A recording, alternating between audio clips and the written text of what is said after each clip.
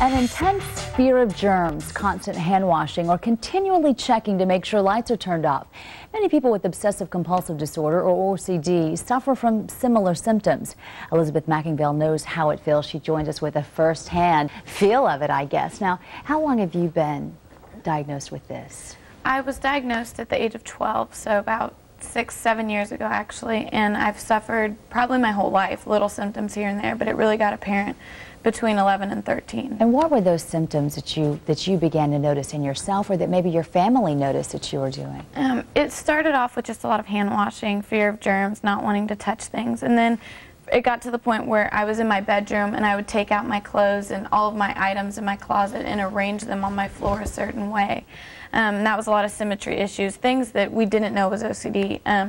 My mom was able to get help from a friend, and they were just concerned. No one knew what was going on, and after about 3 or 4 visits, I finally was diagnosed. And you said also you just really have a fear of germs. You don't want any germs around. How do you deal with that, and what do you do to stay away from the germs? Well, it's important not to stay away from the germs, to try and expose yourself. That's the therapy for OCD, which there is therapy. It's tough and it's a long battle, and you really need to see a specialist who really specializes in OCD, because it's so hard to treat, and especially everyone's OCD is different. That's the hardest thing, is there's no book definition for it. So it's just important to actually try not stay away from the germs, do the therapy, and that's the only way you're going to get better. Now, your father is very well known in our community as Mattress Mac. So you, even yourself, I'm sure, in the limelight a lot. How do you deal with that? Has that made it harder to have OCD? It was.